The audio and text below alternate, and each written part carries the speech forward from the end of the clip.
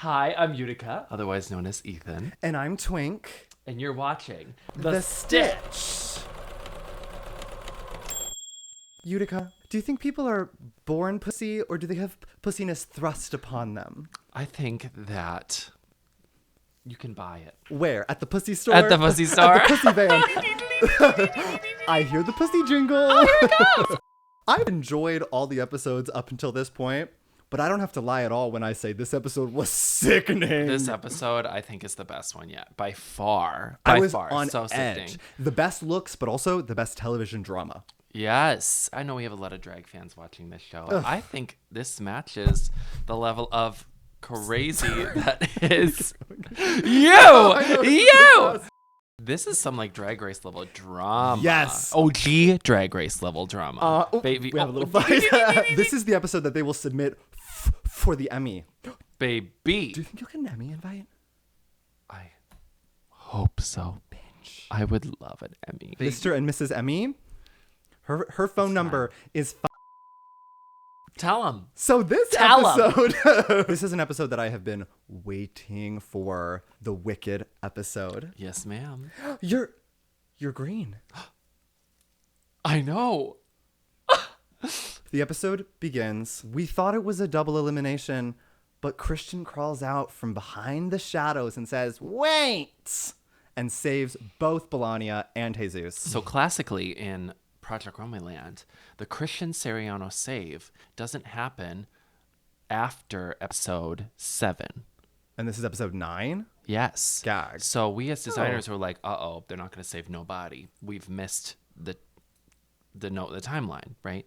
But they introduced the Christian Siriano save during Denim Week, during Showstopper, because I think that they were scared that I was going to go home, but then they never brought it back. They never showed that on the show, too. They didn't. That's why they gagged us so much this episode. Yes. So I don't know if this is technically a Christian Siriano save, because it's kind of like a production save. Because usually he does it like in the Interior Illusions Lounge. But no, he didn't do that. He came out on stage. He like crawled out from behind the shadows. He's like, I think that actually, I was like, oh, he has power in the show. I forgot about that part. So kind of gaggy. The two designers that we thought were going home come back into the Interior Delusions Lounge, and Melania pulls a prank where she's like, God, I was the only one that was saved. VJ's face is like, finally! It's her birthday. She won an Oscar. This is her moment. Yes, best day of her life. Face crack of the century when Jesus walks in. And then Jesus comes skipping in and... Did you think it was actually a double elimination? No. When VJ was in the top, I was like, really? And then, Melania and Jesus have been consistently in the top. I was like, there's got to be something going on. Like, there can't, like, no way. And like, that's only a thing a reality TV veteran could know. Baby. So I would, I'm sitting with my glass of wine. Like, there's got to be something going on. And if they leave, I know that Antonio is gonna just throw a hissy. He'd be pissed. But he would be so pissed. Antonio would never throw a hissy fit. No, never. To begin the next day, the designers are on the runway stage. The lights dim, and on the screens pop up who? Cynthia Erivo and Miss Ariana Grande. Y'all scream and gag. It's awesome. I'm obsessed with them, and they start off this challenge with a bang. They're really like, telling this beautiful story of sisters torn apart. Like, seeing them is really making my heart sing. Oh! Cynthia and Ariana are not there to guest judge, but they announced the guest judge this week. Even better, in my opinion, Paul Tazwell, the costume designer of the Wicked movie. It's so sickening. He is everything. An absolute icon who has been in the industry forever. I feel like in the pop culture sphere, he's finally getting his flowers, but yes. He's the costumer of course, Wicked, Spielberg's West Side Story, Broadway's Death Becomes Her, incredible, Hamilton, yes, The Color Purple musical. Amazing. He's also the first and only Black man to ever win the Best Costuming Oscar. Which is insane in 2020. He's a legend. Yes. Absolute legend. He's such a breath of fresh air, and he's such an artist. He's a real creative in the room. Yes. He's just amazing. And he's taking the spot of Christian in the workroom. He's becoming our little mentor. It's announced that this week you will be creating avant-garde looks. Oh! Finally! Holy shit! It's the time! Oh! Based on the themes of Wicked for Good. Mm-hmm. Quite vague to say the themes. It allows extra creative room. Mm-hmm. I feel like the theme of Wicked for Good was like a bandeau top. If we see a bandeau top on this runway, For avant-garde. I will be gagged. You know, it would be avant-garde for you to do a bandeau top. I think I missed the brief. On top of all of this awesomeness, it's also announced that for the first time, it is a 2-day challenge. Yes! Finally! Let us speak love. Let us be grateful! No, thank you. Thank welcome. you. For them to do this every single challenge is really crazy. I thought it was going to be that until the end. Uh, Oh, that really affected you. my look happens to be all hand sewing, so I just hand sew for hours and hours and hours and hours and hours And and you hours. have it, and you don't have to Hours. stress out as much. Yes. Well, you did probably. Oh, well. We'll yeah. get to it. We'll get to it. But yeah, so we got to hang out with Paul, and he's so sickening. But something that y'all didn't see is they took everybody's phones, chose a select staff and all of the rest of the contestants and Christian, Heidi, everybody, and they put them into the lounge.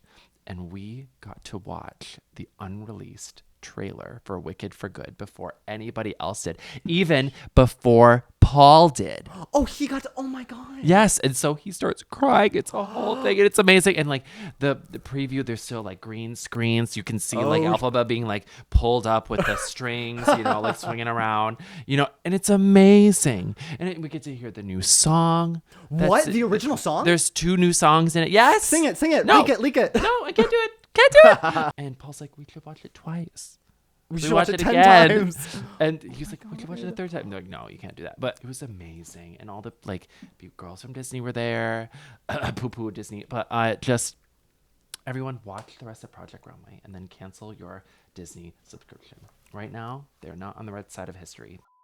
It was so gaggy. We got to share this special moment with Paul, and we get to like bond with him and take notes on the film and everything and all the lines and everything. And then this moves us right into the big surprise in the workroom. The designers are brought back to the workroom, and in the workroom are the fucking costumes from Wicked. The new ones. The new ones that you hadn't costumes. even seen anything. Yes.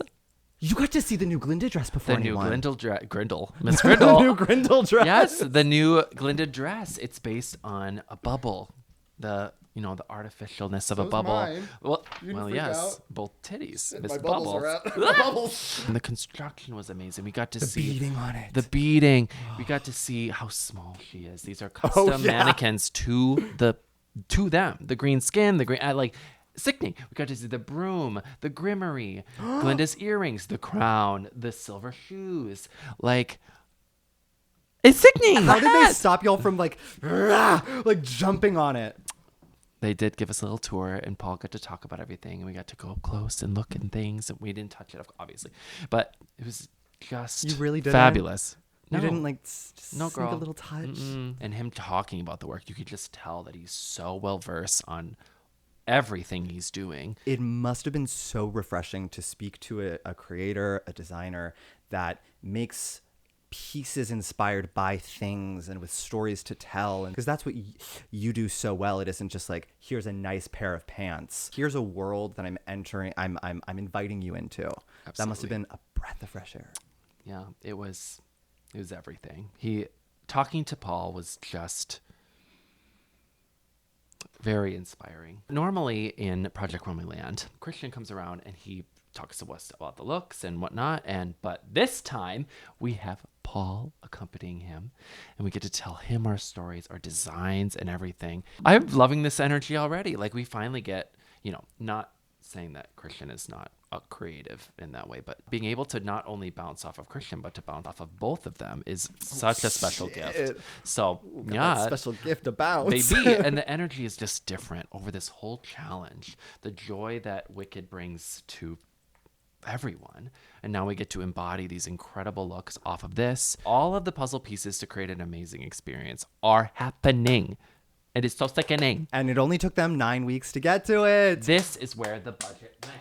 Paul and Christian come up to you to talk about the design. Correct. What was that like? I think that it went just amazing. Yeah. My whole MO is avant-garde. I describe that to them.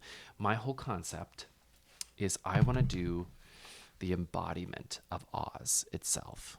And that moment that Elphaba takes flight and takes her power back from Oz. That is the whole goal. So in the story, we have the wizard veiled in the curtain, you know, and we have Elphaba struggling to find her power in her own skin. So my whole thing is I'm trying to cover the skin, but make the skin so beautiful that you get this power from the skin, but it's also veiled because Oz itself is veiled in beauty, right? I added these like curtain tassels near the bottom to represent this like curtain door. And then the moment of Elphaba taking flight is the cape. Sickening. Right? Yes. And it's where she takes flight and Oz itself gets taken with her. And so I'm describing this to Paul and Christian, and they're like, to people that really Yeah. understand. yes. Christian, of course, is like, well, I know, blah, blah, blah, blah. But then Paul's you did like, no. a cake before. And Paul's like, I get it. Just as Paul was a breath of fresh air to y'all, like you must have been a breath of fresh air to Paul, honestly. Yes. Yeah, me and Paul were definitely on the same wavelength. You talk about watching Wicked for the first time as a child and how like Yes. impactful that was for you. Yeah. It was one of the first shows I saw, and it changed my life. If you were to be cast in Wicked, what role would you have? That's a good one. I would love to be Elphaba. I started out as a Glinda, but I think now I'm an Elphaba. How big my career has gotten, I feel like a balloon would be the moment. You should be the balloon. I want to be the balloon. Get on in. I want to take you to another world. I want to have you cause chaos in this new world. And I want you to escape this new world through my beautiful, gassy expertise. What about you? Me? Oh God. If I was being realistic, I feel like I would be a great Bach. Mm-hmm. If I was being fantastical, I would like to be Firo's horse. Mm-hmm. Just so. I love that for me and Bach. Horse and balloon.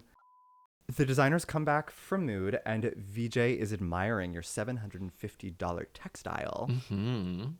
Sick. I've never even touched a $750 textile. This is the fabric. This is the one that I have been admiring since day one Oh, of because going you've to been Mood. there every time, so you've actually just like passed by it. Yeah, this is even before the show. When I first ever went to Mood, I saw this fabric and I was like, that's it. That's the goal right there. But I could never afford it. So You're I love unlimited. spending Project Runway's money. I love it. So expensive. It's one of the most expensive ones in the store. There's crystals. Crystals come on it, yes. pre-crystallized, Crystallized. kind of like Your vagina. Well, VJ loves it, and she's like, "You guys are spending so much money on this." But wait, Ethan, Jesus is also doing green. He thinks that you're copying him. This gags me a little bit. It I looked mentioned like it. I mentioned in passing the original idea was green, and Yeah. that's kind of the whole branding of the whole movie. So there Oh, could be you're green. Balani's doing green. But it's more fun to press your buttons. VJ wants to press the buttons of gay men, which, you know what? I respect. I don't understand. She puts you in a very specific position. It's tough because Jesus did seem perturbed that you were also doing green, but he didn't use the word copying, at least on camera. And that's a pretty specific word, but he comes in to defend himself, and it kind of turns into a whole kerfuffle. I agree that, yeah, that was borderline. To me, that felt a little like, ugh, get away from her. Don't get up in her space like that. It was kind of inappropriate. I think. Yes. But the reason why I was considering silver is we're specifically told that we could not use red or like a glitter red why? or like glitter red shoes because Disney owns the copyright for it. Thanks, Disney. But Disney owns the show, so you'd think they'd give us a little. That's weird. That's kind of weird. But so I was thinking, the silver that the shoes turned into, that could be a fun moment. But then the Emerald City itself is green, so it was just a thought. And of course, VJ overhears this and starts running with this idea that, oh, you were supposed to do silver. Girl, you're one to talk. You're using red, which is completely out of the narrative of the film. Also, what is her obsession with red? She's been doing that for most of her designs, right? For a lot of them. Oh, yeah, the Western look. The Western look. All respect. Aren't I the one who's supposed to own red? A red stripe, though. She owns the color. You own the rectangle. You know, I could see VJ's look going to like gray. Gray? Or like a pink. You want her out. You said, No, because of the tornado. The tornado's gray. Oh, wait. Yeah, if Wait, she's that's a really been good that whole idea. idea that, oh, she's the tornado. Yeah. That's makes I a lot could of totally sense, see actually. that. Or like Green. green. Yes. All of these looks could have been green and I would have been happy. Jesus desperately tries to drag in Belania to the argument. Like, can you believe she's doing that? And Belania's like, I don't know. I'm working. I don't know. Like, Melania is so obsessed over with it. that. Over It's it. so funny. She's like, guys, I'm working on my outfit right now. Fuck off. A ton of respect for that. Baby. And Belania is, mad respect because Yes. the other designers are. The feud continues throughout lunch, where VJ asks the twins which one of them they think will make it into the top 3. And they're so mad. Which I think is a very valid question. You go on the show and it's like, duh, you're going into a competition and it's like, how dare you think I'm in a competition? But VJ is so smart Yes. for this. And she knows what she's doing. She's doing everything she can to make these twins pissed.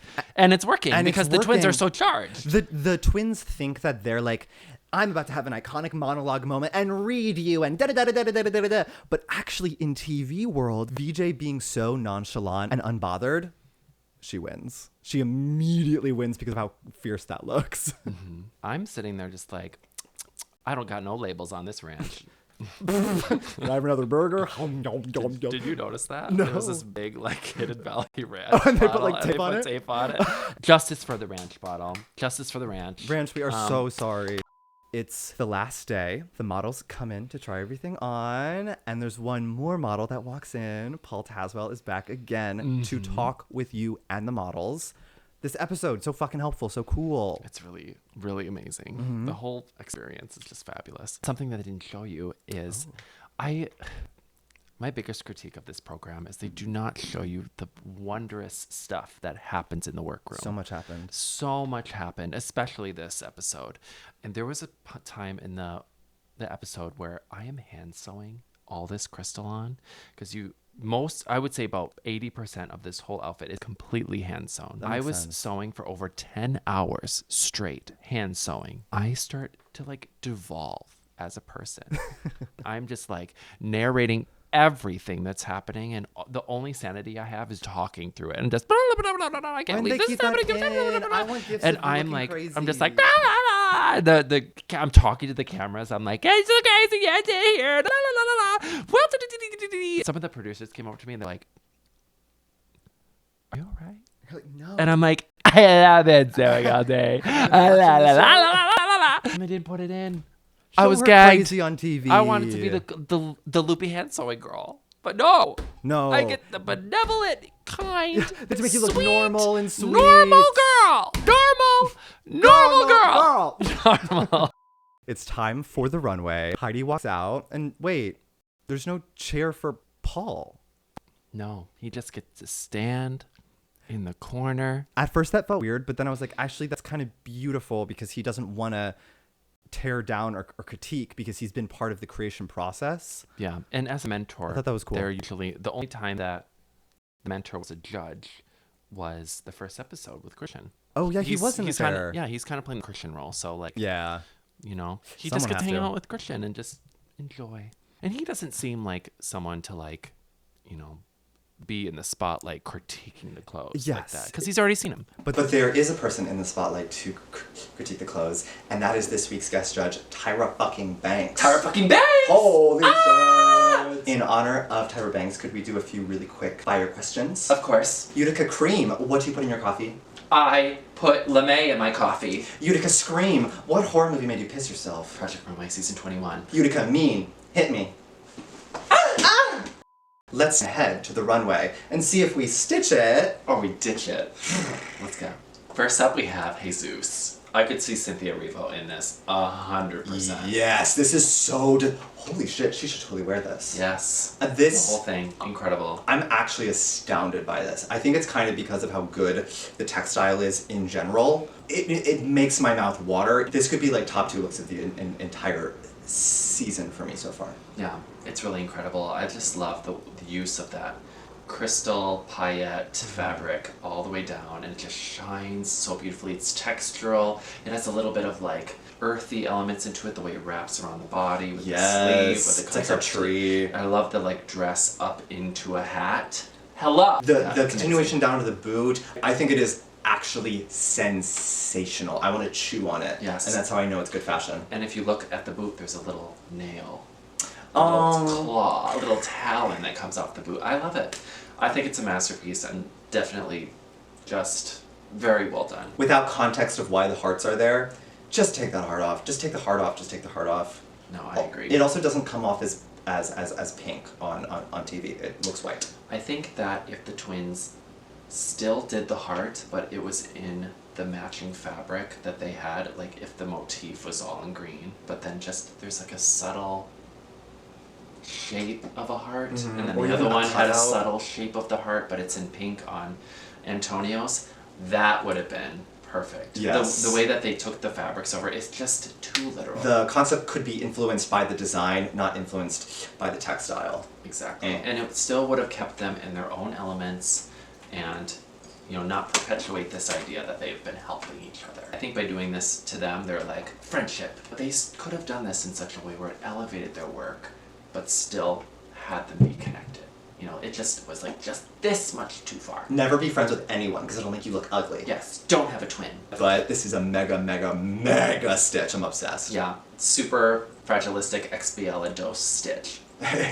And now we have Antonio. Puppies. My favorite cereal, Antonio's. It kind of gives a Bob Mackie for Cher. Yes.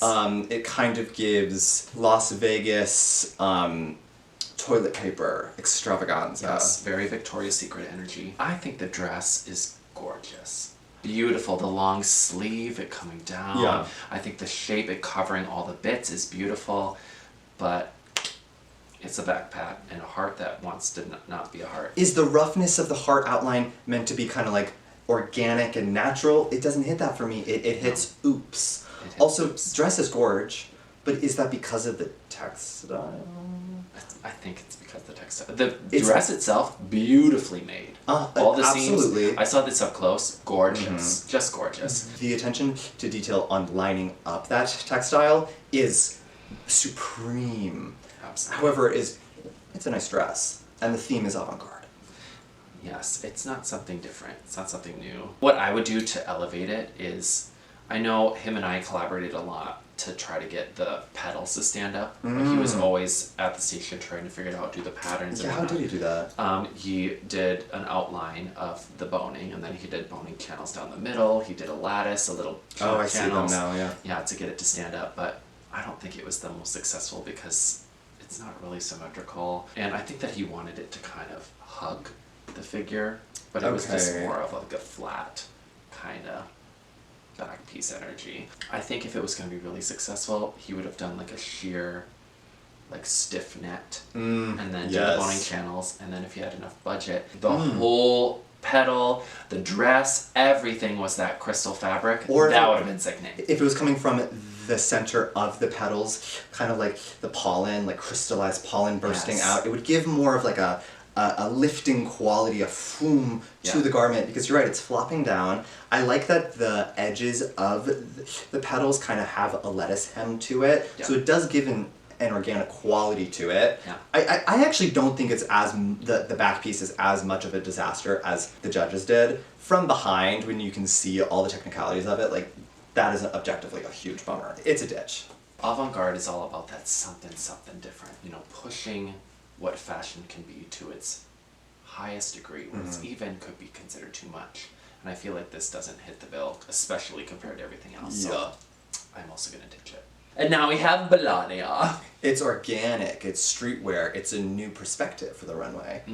Avant-garde, you really need to know yourself in a way where you can push yourself beyond your limits. And I feel like I agree with the judges. I think it's really safe. I agree with what La Roche said, that it's avant-garde streetwear.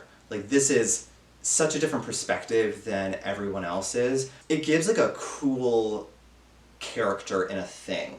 It's a bit more costuming than it is runway, but I think the cuts of the garment brings it to an avant-garde place. To me, it doesn't quite live in the Oz universe. To me, this is reading like Dune. It's reading Star Wars. You know, it's reading kind of this like dystopian world, whereas to me, I think that Oz is a little bit more fantastical, a little bit more like fabulous, right? I think for her, this is like, you know, this is Melania's drag. This is Melania's drag. Baby, the top looks exactly like the one for wool. It's the pants from streetwear. Yeah, it's elements we've seen before. But other people have on dresses and have done dresses before. I did a cape.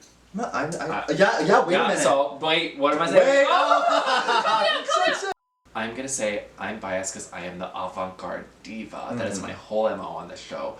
I want to see designers like push it to the highest degree, but in her head, she still wants to make it accessible. I think I'm gonna soft ditch it.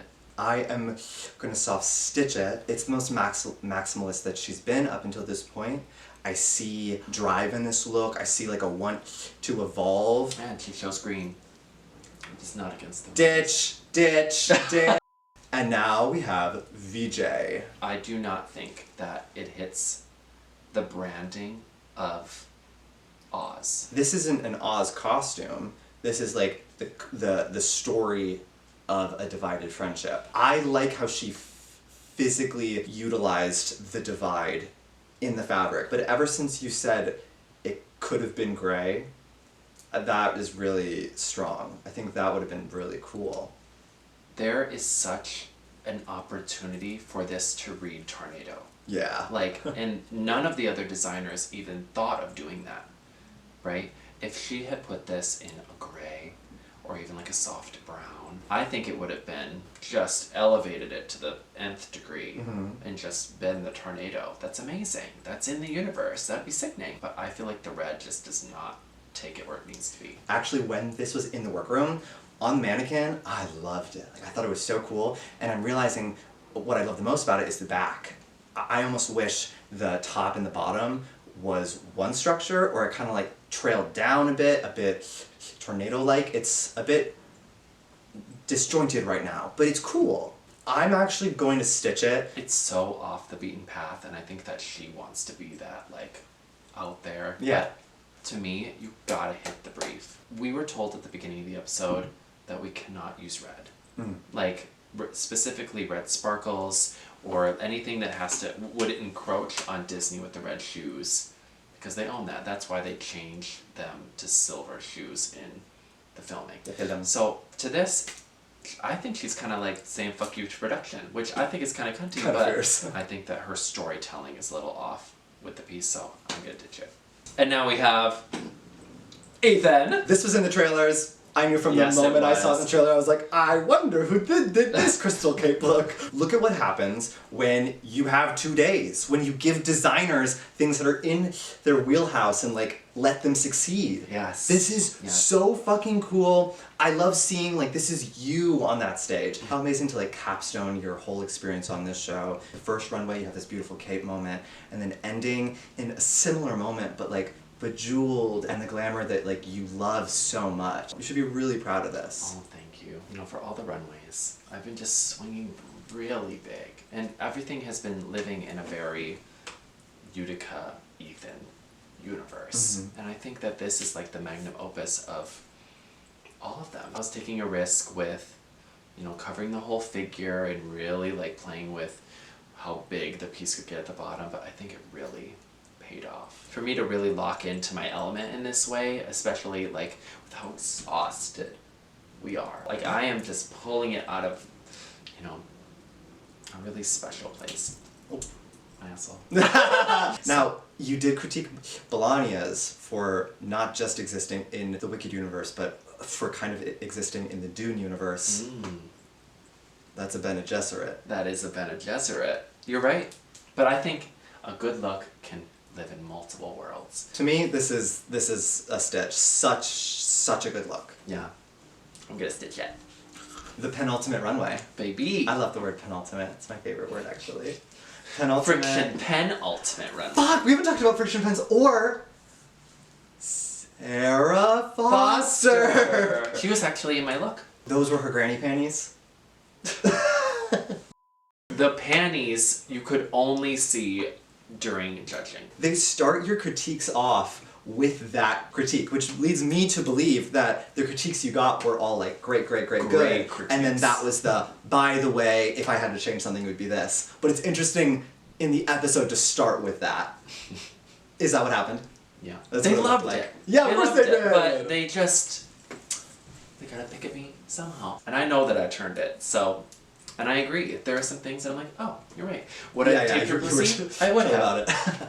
But this is Disney. You can't tape her I can't pussy. do that. I don't think I can do that. And then they're like, oh, you should have. And I'm like, what program are we on? Well, speaking of beautiful outfits, what's your top stitch of the week? My top stitch of the week is Jesus. It lives in the Oz universe. I could totally see Cynthia Erivo wearing it. It's a construction masterpiece. Practically like the top look of the entire show. I'm astounded by that look. Not, don't worry, you're there. Oh. Yeah, you went, wait a minute. Slow down. Believe. Nina's back too, because Antonio is not in the top. So Nina's like, time for my revenge. Baby. That she comes for him. I didn't think it was that bad. Drama Llama, not only in the judges panel, but for the contestants. Because the judges ask you, out of the top 5, who do you want to see in the finale? Antonio says, Jesus and you. Balania says, Jesus and Antonio. You say... I say the twins. Jesus says, everyone besides VJ. And VJ says, you and Balania. No one says VJ. Oh shit, yeah, wait, I didn't clock that. Now it does throw the room kind of into chaos. VJ's explanation of her top 3 is very detailed. And she wants to work with people who are humble and kind, I believe. Yes. The twins choose this moment to go off on stage and have their fierce quote that's going to be tweeted and this, it's going to be on t-shirts. Didn't come off like that. Guys, I don't want to talk about it. Something happened. We're in crunch time, and this is a last-ditch effort. Okay, speaking of last-ditch effort, the drama from the runway continues on into the Interior Delusions Lounge, and Antonio and Jesus kind of have a meltdown. But it was very entertaining to watch, I will say. I think you kind of liked it. I think you're kind of living a little bit. I love it. Sometimes I like it.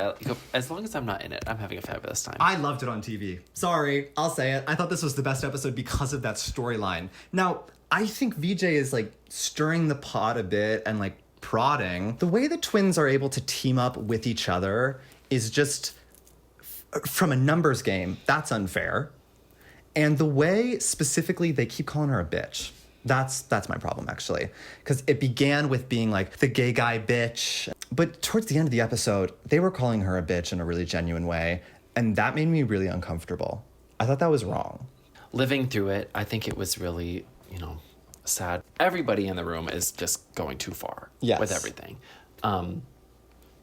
And me and Balania are the ones in the corner like, oh, what's going on? I don't necessarily think that their accusations of her being a bitch are completely founded, but I'm not gonna lie, she's been pushing their buttons their whole competition, and it's the same critique. The twins are working together. The twins are doing this. But she's right about that. And she is. Antonio knows that this is probably his time to go. Yeah. And so he's like, how am I going to make this the moment? I'm going to storm out. I never saw him getting chased after through the parking lot. That tiny producer girl. That was crazy. Yes. I gagged. I thought this episode was so spicy. Yeah. So crazy. And they have been like teasing the eliminations at the end of each episode, but they gave nothing. Didn't do it this time because there was such drama. This was the best episode so far. For sure. Yeah. But next week It's the episode, the crowning one. This next episode, it's the finale. Holy shit. Yes, it is. If you're in town in Chicago, join us at Roscoe's. Absolutely. See you there. And tune in to us on all the social media platforms. You can find me on Instagram, the YouTubes, at Queen Utica. And I'm everywhere at twinktrash. Guys, specifically, I have a YouTube channel that I'm really trying to promote and grow and make fierce stuff. I'm behind all of this. And once this show is wrapped, I'm going full force into my own stuff. So please check me out there. We will see you next Wednesday where we finally find out What's the stitch?